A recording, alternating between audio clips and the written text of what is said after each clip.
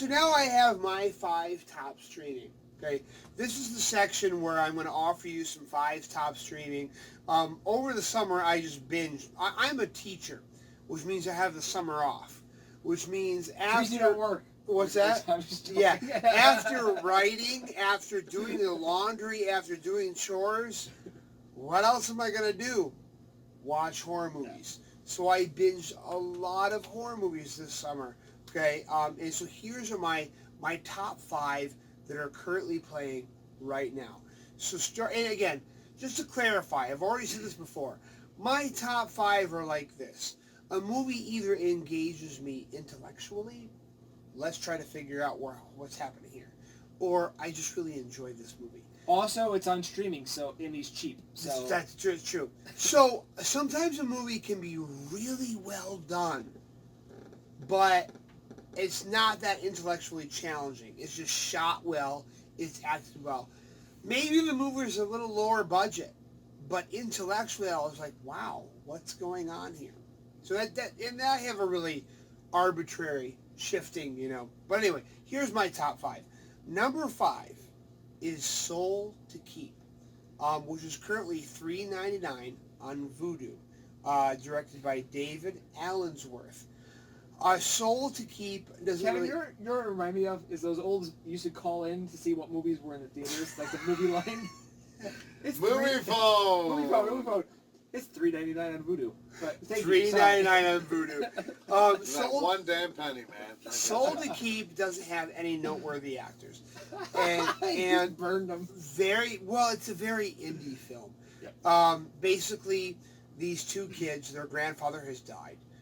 He's left to them a farmhouse and a whole farmland.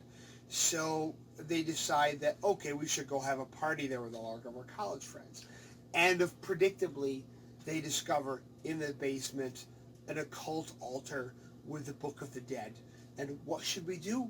We should probably open it and raise the dead. Okay. And predictably, they raise a demon. Now, production values are okay. It's an indie film. I will say this. 2 things that I really liked about this film. There's a twist at the end that you're not necessarily expecting. Also, too, this is going to sound weird, but I really like this. They had a deaf character, and they really did a very nice job of being very inclusive about this deaf character. Now, having a deaf character in a horror film is a lot like having the black guy who dies first. No. It's almost like you're dying to have, we have a deaf character. We're definitely going to have a scene where the deaf character is sitting in one room, and in the other room a person is getting killed, and because the person's deaf, they're not going to know the person is being killed. But what I really liked about this film is that everyone in the movie, the characters, they all signed to the deaf character. They were all aware of her being deaf. And yes, we did have the predictable scene where the one person is being killed by the demon or whatever, and the deaf character is in the other room. But it seems like a small point. But the person who's getting killed grabs something and throws it into the room because he knows the person's deaf. So they didn't rely on, we're going to build this artificial tension because the deaf person can't. So I know it seems small, but it was very inclusive. This character was like, I know my friend is deaf. She doesn't know I'm being attacked. I should throw something in the room where she is so she'll see it, which she does see it. So I have earned a lot of points for me that they weren't using this deaf character as a prop. They were trying to make her part of the movie. So Soul to Keep on Vudu for $3.99. Number 4 is Truth or Dare, directed by Jeff Wadlow. Also an indie movie, not any really big name actors. It's on Netflix right now. Truth or Dare is one of those horrible movies that you're like, why am I still watching this movie? And yet you are. So basically, there's a bunch of college students who hear about a legend of this old house where these people started playing Truth or Dare. and then some supernatural force takes control and starts forcing them to do these awful truth or dare, risks. And of course, predictably, they hear about the rumor. They go to the house.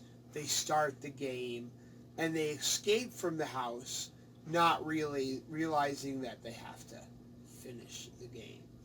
It's one of those movies that there's not much of a plot here. A supernatural entity is forcing them to play truth or dare. And these truth or dares are not like, ooh, tell your most embarrassing secret or balance a spoon on your nose. It's like, chop your ear off and have your friend eat it. So it's like really, really, but for some reason, you're just watching it. You can't stop watching it, so how, you can't. So however you want to rate this movie as far as quality, if you got a movie where you're like, I have to see what happens next, that's worthwhile. I heard of this. And I'm not using the term millennial here as a negative. It's one of those millennial hack movies, though. Yeah. Let's throw absolutely. some pretty people into the situation. Yes, they're but all very, not- very pretty. But They're all not very pretty. really put any depth to them. No, there's no depth. This is really like we're wondering what horrible thing they're going to be forced to do next. You're rooting for the demon. Yeah, yep. Number now we have YouTube for this now. Like, if you just want to be like, let's see what terrible things happen to people, like, you can just go to YouTube. number Makes it to the Tide Pod Challenge. number 3 is Family Blood, starring Vanessa Shaw, James Ransom, who is Eddie Kaspbrak in It, and the adult Eddie Kaspbrak in It, and he was also the cop that was in Sinister in the Sinister Part 2. Now I feel You bad remember this stuff. Yeah, Now I feel bad researched for my- putting no effort into calling out the actors, Yeah, actresses, and the directors of these movies. It's directed by Sonny Mali. So Family Blood is number 3. It's also on Netflix. It's a really great film.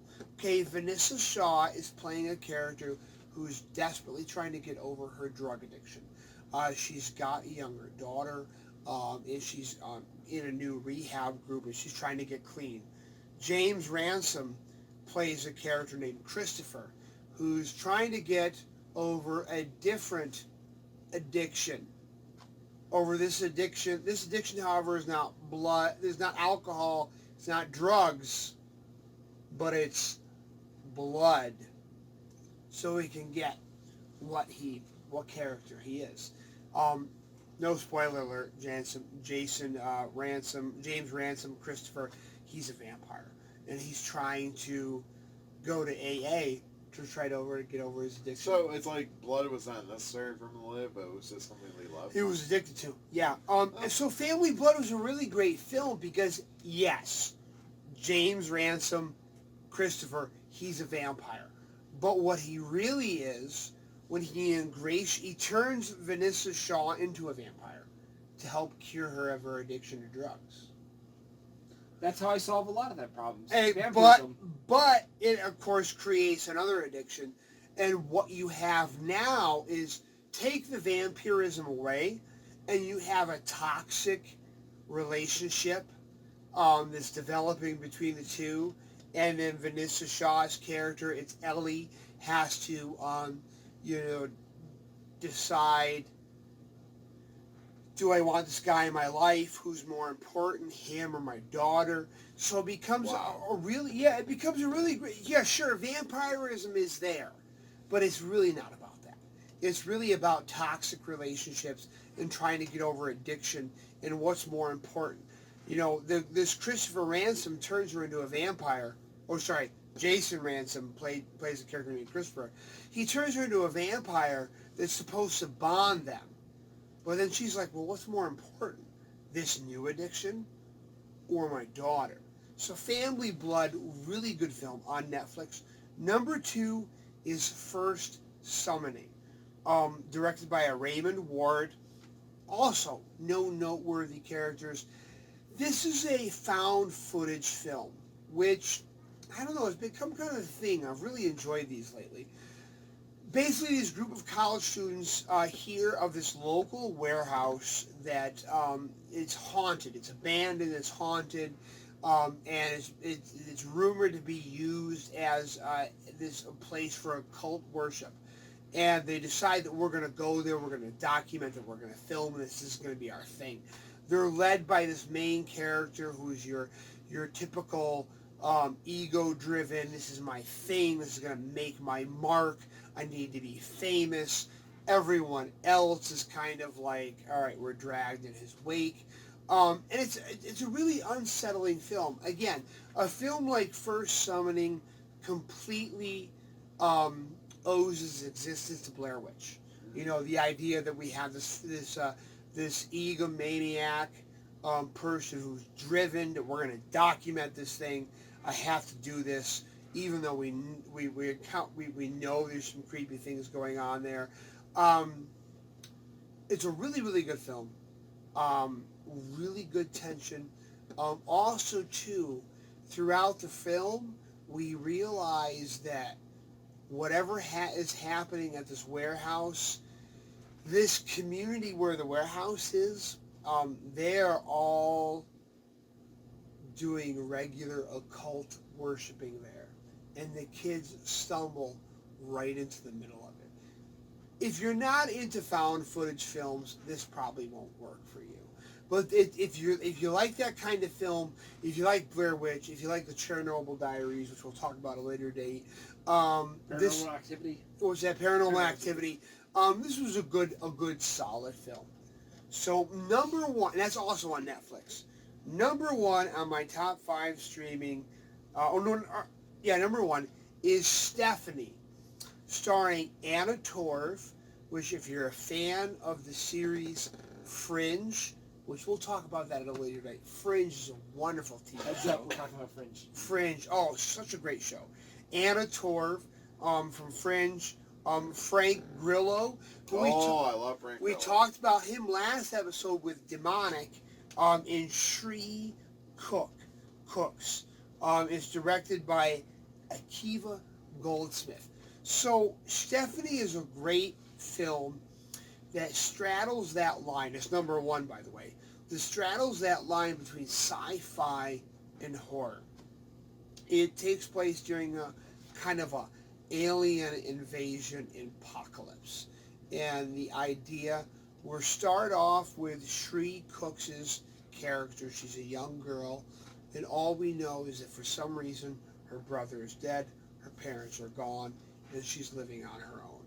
And we know there's some other presence that's kind of haunting around. It's hinted at to us that it's alien. And she's on her own by herself. And it's a really great film. This is one of those films that I'm hesitant to say anything about because I don't want to spoil it. But Anna Torv and Frank Grillo play her parents. Anna Torv is a scientist. They end up coming back into the film because they're trying to figure out what is this presence that seems to be hovering over their daughter, Stephanie. I can't say anything more. Anything more would ruin the twist in this movie. So Stephanie, number one on Netflix. So just to recap, Soul to Keep, which is $3.99 on Vudu. Truth or Dare, Family Blood, First Summoning, and Stephanie, all playing on Netflix right now. So go check those out.